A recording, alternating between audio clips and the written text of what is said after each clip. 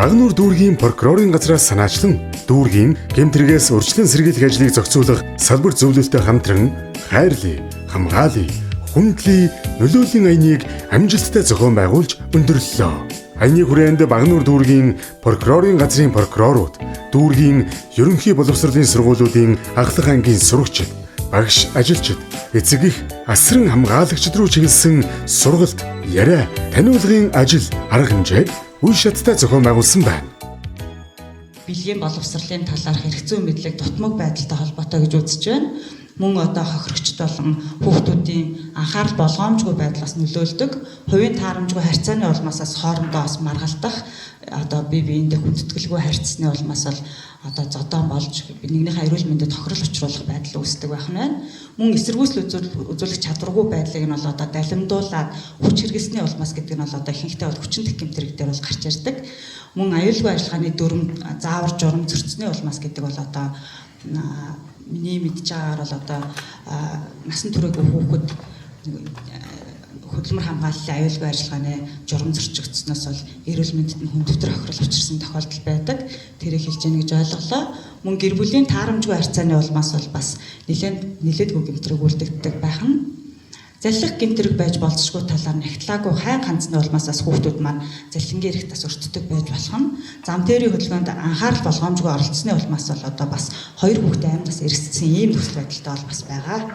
1500 орчим сурагчдад гэмт хэрэг зөрчлийн талаарх ойлголт, мөн илрэн гарах хэлбэр, хохирол хор уршигын талаар багш ажилчдад бол одоо хүүхдээ хэрхэн зөв харьцах вэ? Мөн гэмт хэрэг зөрчлийн улмаас бол одоо хүүхэд хохирох холбогдохоос хэрхэн урьдчилан сэргийлэх вэ гэдэг чиглэлээр, мөн эцэг эхчүүдэд бол одоо мансууруулах төрлийн бодис түүний хэрэглээний талаар, мөн илрэн гарах хэлбэрийн талаар бол одоо яриа таниулгыг бол хийж ажилласан. Нөлөөллийн арга хэмжээний хүрээнд сургалтууд зохион байгуулагдаж, мэргэжлийн байгууллагын зөвлөгөө, үйлчилгээ үзүүлж, мөн рeel болон контент бүтээж түүнийгээ цацан сурталчлах ажиллагаануудыг зохион байгууллаа.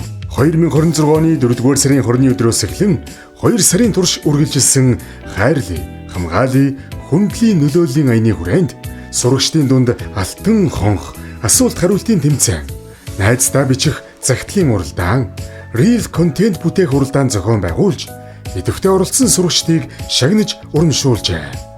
Сургууль насны хүүхдүүдэд бас тодорхой ойлголтыг өгөөд бас 10 гэмт хэрэг зөрчил гарах гэжсэн бол ядаж 6-7 болгож бас багасгасан байх гэж найдаж байна. Тус аяны хүрээнд бол хүүхдүүдийн бол эрх зүйн мэдлэг нэмэгдэж, гэмт хэрэг зөрчлийн талаарх тодорхой мэдээлэл мэдлэгтэй болсон гэж харагдж байгаа. Мөн хуулийн талаар бол одоо хүүхдүүд маань хоорондоо өрсөлдөж, reel контент хийж одоо тухайн хуулийг бол хэрхэн мэдэж тайлбарлаж байгаагаар одоо харуулж байгаагаар бол онцлог болсон. За эдгээр уралдаануудад амжилттай оролцсон хүүхдүүдэд өнөөдөр шагнал урамшууллыг гардуулж өглөө. Нөлөөллийн аянд оролцсон сургууль хүмүүжүүлэгч багш нар болон сурагчдаа баярлсан талаар бас илэрхийлье. Хайрлын, хамгаалын, хүндлийн Багнуур дүүргийн гэмтрэгээс урьдчилан сэргийлэх ажлыг зохицуулах салбар зөвлөл Багнуур дүүргийн прокурорын газар.